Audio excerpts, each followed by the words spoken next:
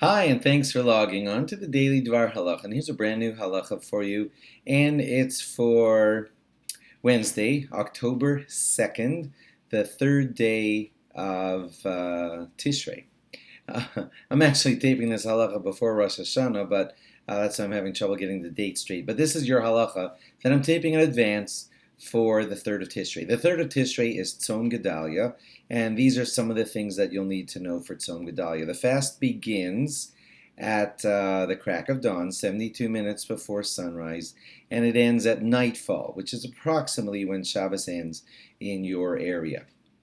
The main idea of this fast is, like all fasts, for us to not just be hungry. That's not the point. Of course, you are fasting, but the point is to do teshuvah, to do repentance. Now, this fast is not here just because it's the 10 days of teshuvah, of repentance. It's here because Gedalia ben Achikum was assassinated on this day. According to most accounts, it was this day that he was assassinated, and we mark the fast on this special day. In this way, the fast of Tzom Gedalia is similar to many of our other fasts, which not all, but many of them have to do with the destruction of the temple. And this one kind of does after, because after the destruction of the first temple, the Jews were still, at least able to have some semblance of hanging on inside of Israel, and there was still a bit of a presence inside of Israel at that time. But then, the enemies even allowed us to have some control over our area, and they even established Gedalia ben Achikum as kind of like the governor of the area.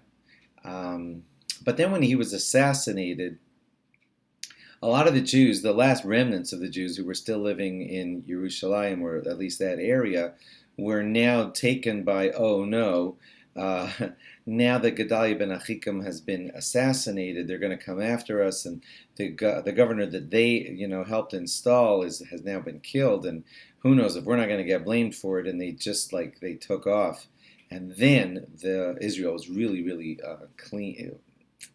If I want to use that word, Israel was all really empty of all Jews, and so it became like the final nail in the coffin of the dispersion of the Jews at that time, at least us being sent away from Israel. So we mark it as kind of like the final nail in the dispersion that happened when that temple was destroyed. And that is what we're marking on the day of the fast of Gedalia ben Achikum. Now, it does happen inside of the Aseres Yemei Tshuva, so it's perfectly apropos anyway, because it's a day that when we're supposed to be focusing on Tshuva tremendously. It's our first day post Rosh Hashanah to get in full gear for the Yom Kippur that's coming. So it's a fantastic day for you to spend away from your distractions, away from the food that distracts you and the pleasures that distract you, and just focusing on full-fledged repentance.